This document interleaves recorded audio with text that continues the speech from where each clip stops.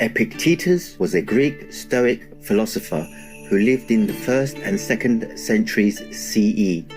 He was born in Phrygia, present-day Turkey, and during his youth was a slave in Rome to an important administrator in the court of the emperor. At an early age, Epictetus developed a significant interest in philosophy. With his owner's permission, he studied under Gaius Musonius Rufus, who along with Epictetus is now considered one of the great Stoic philosophers of the Roman Empire. After acquiring his freedom in 68 CE, young Epictetus became a teacher of philosophy in Rome, later continuing his practice in northwestern Greece by founding a philosophical school there. Epictetus, who led a simple lifestyle with very few possessions, taught a practical philosophy to help people lead meaningful lives. He emphasized integrity, personal freedom, and self-mastery through the use of reason and virtue, which is required to live in accordance with nature. The detailed steps and techniques in this regard presented in his teachings illustrate Stoicism as a way of life.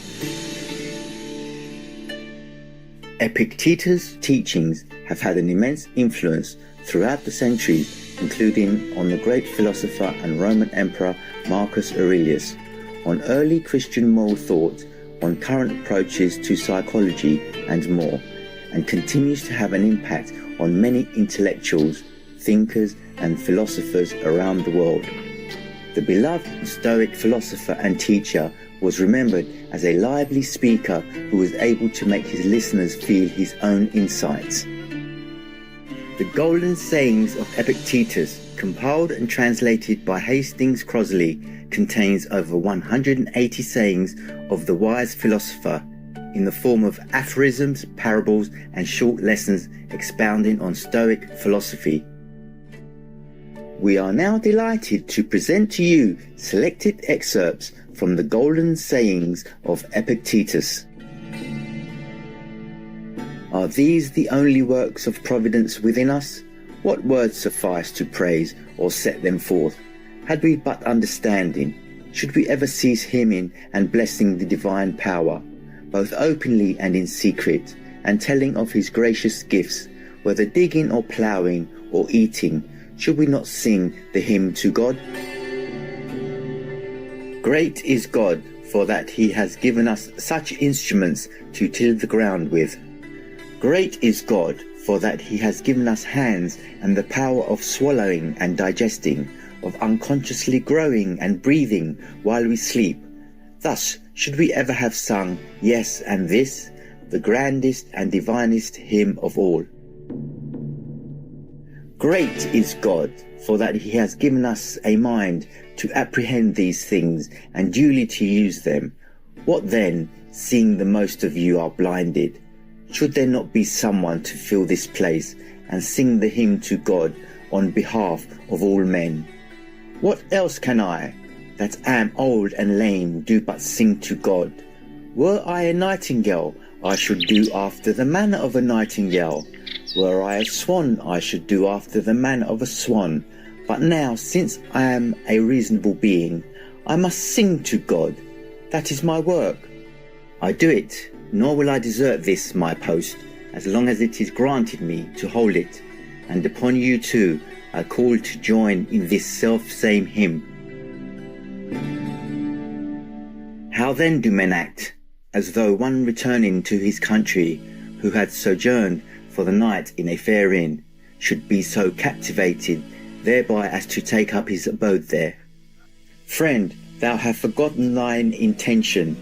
This was not thy destination, but only lay on the way towards that place. No, but it is a proper place, and how many more of the sort there may be, only to pass through upon thy way. Thy purpose was to return to thy country, to relieve thy kinsman's fears for thee, thyself to discharge the duties of a citizen, to marry a wife, to beget offspring, and to fill the appointed round of office. Thou did not come to choose out what places are most pleasant, but rather to return to that wherein thou were born and were appointed to be a citizen. Try to enjoy the great festival of life with other men. But I have one whom I must please, to whom I must be subject, whom I must obey, God and those who come next to him. He has entrusted me with myself. He has made my will subject to myself alone, and given me rules for the right use thereof. Rufus used to say, if you have leisure to praise me, what I say is nothing. In truth, he spoke in such way that each of us who sat there thought that someone had accused him to Rufus. So surely did he lay his finger on the very deeds we did, so surely display the faults of each before his very eyes. But what says God? Had it been possible, Epictetus, I would have made both that body of thine and thy possessions free and unimpeded. But as it is, be not deceived, it is not thine own, it is but finely tempered clay. Since then, this I could not do. I have given thee a portion of myself, in the power of desiring and declining, and of pursuing and avoiding, and in a word, the power of dealing with the things of sense. And if thou neglect not this, but place all that thou have therein, thou shalt never be let or hindered, thou shalt never lament, thou shalt not blame or flatter any. What then? Seem this to thee a little thing? God forbid. Be content then therewith, and so I pray the gods.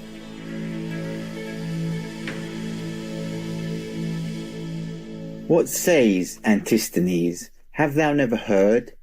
It is a kingly thing, O Cyrus, to do well and to be evil spoken of. I, but to debase myself thus were unworthy of me. That, said Epictetus, is for you to consider, not for me.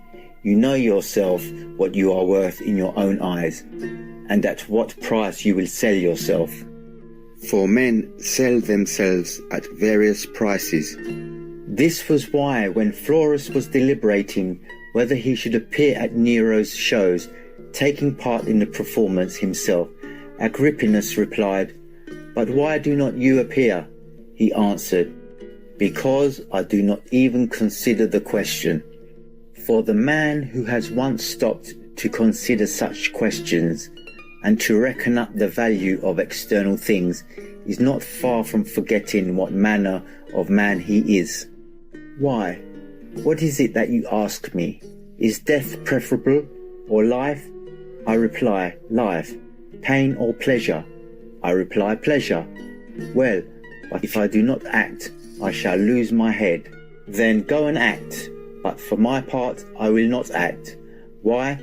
Because you think yourself but one among the many threads which make up the texture of the doublet. You should aim at being like men in general, just as your thread has no ambition either to be anything distinguished compared with the other threads. But I desire to be the purple, that small and shining part which makes the rest seem fair and beautiful. Why then do you bid me become even as the multitude? Then were I no longer the purple. Joyful viewers, we thank you for your kind presence for today's program on Words of Wisdom